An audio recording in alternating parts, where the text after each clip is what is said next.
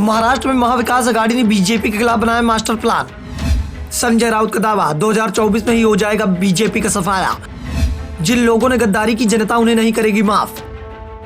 लोकसभा चुनाव की तैयारियां शुरू हो चुकी हैं। मुख्य विपक्षी दल भी गठबंधन को लेकर चर्चाएं शुरू हो चुकी हैं।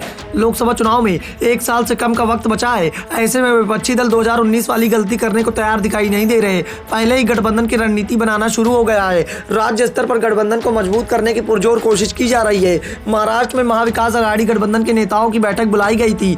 बैठक में नेता प्रतिपक्ष अजित पवार, कांग्रेस के प्रदेश अध्यक्ष नाना पटोले, उद्धव ठाकरे और जयंत पाटिल शामिल हुए थे। बैठक में इस बात को कर दिया गया कि महाराष्ट्र में होने वाले सभी चुनाव में महाविकास आघाड़ी गठबंधन की सरकार मिलकर लड़ेगी। जब एमवीए एक रहेगा तभी बीजेपी को कस्बा पैठ विधानसभा जैसी हार दी जा सकती है। बैठक के बारे में जानकारी साझा करते हुए संजय राउत ने यहां तक का दावा कर दिया कि कुछ और भूमिकाएं तय की गई हैं। इस समय राज्य और केंद्र में सरकार जाति और धर्म के आधार पर राजनीति कर रही है। सरकार जगह जगह पर जात पात दिखाने का काम कर रही है, लेकिन एमवीए को साथ में रहना होगा। महाराष्ट्र में एमवीए का मुकाबला एनडीए नहीं कर पाएगा। 2024 में बीजेपी को सफाया हो जाएगा। दरअसल कस्बा पैठ विधानसभा सीट पर 28 साल से बीजेपी का कब्जा हुआ करता था, लेकिन हाल ही में हुए उपचुनाव में कांग्रेस के उम्मीदवार रविंद्र दंगेकर को यहां जीत हासिल हुई। कांग्रेस की जीत से सबसे ज्यादा खुशी शिवसेना के उद्धव ठाकरे गुट में देखी जा सकती है। कस्बा पैठ में मिली जीत के बाद एमवीए के नेताओं ने फैसला किया कि अब एक साथ लोकसभा चुनाव और महाराष्ट्र में विधानसभा चुनाव भी लड़े जाएंगे।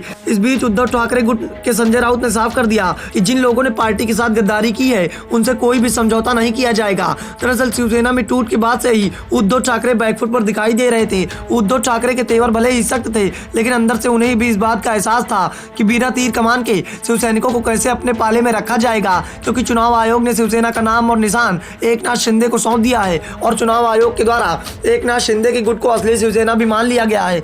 वैसे चुनाव आयोग के फैसले को भी उद्धव ठाकरे के द्वारा कोर्ट में चुनौती दे दी गई है, लेकिन उद्धव ठाकरे के करीबी इस बात को मानकर चल रहे हैं कि तीर कमान अब उनके हाथ से फिसल चुका है। शरद पवार ने तो उद्धव ठाकरे को राय तक दे दी। उन्होंने बताया कि नए नाम और निशान को लेकर जनता के बीच में जाएं।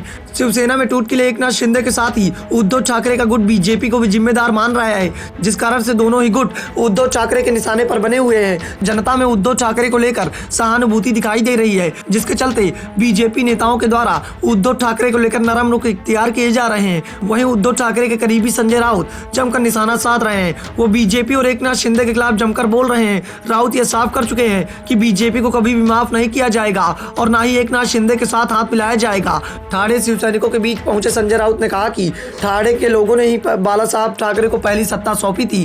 शिवसेना को किसी जिले में पहली सत्ता मिली थी तो ठाणे वासियों ने सौंपी थी और ठाणे वासी उद्धव ठाकरे के गद्दारों को माफ नहीं करेंगे। बाला साहब के असली वारिस उद्धव ठाकरे ही हैं। जिन लोगों ने उद्धव ठाकरे के साथ गद्दारी की है उन्हें ठाणे के लोग सबक सिखाएंगे। राउत के तेवर ये साफ बता रहे हैं कि भविष्य में बीजेपी के साथ उद्धव ठाकरे का गठबंधन बेहद मुश्किल माना जा रहा है। जिस तरह से शिवसेना को तोड़ा गया है वो बीजेपी के बिना संभव नहीं था। बाला साहब की पार्टी को तोड़ने का काम बीजेपी के द्वारा किया गया है और इसे महाराष्ट्र की जनता कभी नहीं भूलेगी। दरअसल संजय राउत बीजेपी से शिवसेना के गठबंधन की शुरुआत से ही खिलाफ थे। संजय राउत के द्वारा 2019 में ही बीजेपी और शिवसेना के बीच हुए गठबंधन को लेकर उद्धव ठाकरे को सलाह दी गई थी कि जो भी समझौता किया गया है उसे सार्वजनिक कर दिया जाए, जिससे बीजेपी के पास बाद में पलटने का मौका ना रह जाए। लेकिन उद्धव ठाकरे ने उस समय संजय राउत की सलाह को मानने से इनकार कर दिया था। अगर राउत की सलाह को उस वक्त मान लिया गया होता तो सत्ता के बराबरी के बंटवारे के लिए जिस फार्मूले के बाद उद्धव ठाकरे ने चुनाव के परिणाम के बाद कही थी वो बातें चुनाव प्रचार के दौरान ही कह दी जाती, जिससे बाद में बीजेपी के पास पलटने का मौका नहीं होता।